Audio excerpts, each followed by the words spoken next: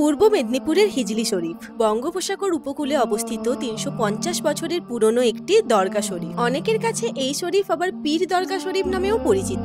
আজ আমরা রয়েছি এমন একটা জায়গায় যেখানে জাতি, ধর্ম, বর্ণ নির্বিশেষে সব মানুষ আসতে পারেন এবং নিজের ইচ্ছে পূরণ করতে পারেন। কন্টাই থেকে ২৫ কিমি দূরে আর কলকাতা থেকে ১৫০ কিমি দূরে এই শরীফটির পেছনে আছে গোটা একটা ইতিহাস। ৩ শতকের বেশি পুরনো এই শরীফ গড়ে উঠেছিল হুজুর তাজ খান রহমাতুল্লাহ তাআলা, যিনাকে অনেকে মসনাদি আলা নামেও চিনে থাকেন, তার স্মৃতিতে। ইতিহাসের পাতা উল্টে জানা যায় একসময় হুজুর মসনাদি আলা বিশাল সাম্রাজ্যের অধিকর্তা ছিলেন, কিন্তু কালক্রমে তার কিছুই আজার নেই। প্রত্যেক বছর বাংলা ক্যালেন্ডারের চৈত্র মাসের প্রথম শনিবার সারা রাজ্য থেকে মানুষ এই দরগা শরীফে আসেন দোয়া বা পুণ্য লাভের উদ্দেশ্যে। এখানকার প্রচলিত প্রথা অনুযায়ী দর্শনার্থীরা খুরমা নামক প্রসাদ সামগ্রী ও ধূপ নিয়ে এই শরীফে দর্শন করেন। আর এখানে এলে ইসলাম ধর্মের প্রচলিত প্রথা অনুযায়ী আপনি এই মাজারে চাদরও প্রদান করতে পারেন। এই শরীফে এলে আপনারা মূল মাজারের পাশাপাশি আরো অনেক মাজার বা কবর দেখতে পাবেন, যা হুজুর মসনাদি আলার পরিবারের সদস্যদের মাজার। আর এই শরীফের মধ্যেই রয়েছে একটি জলাধার।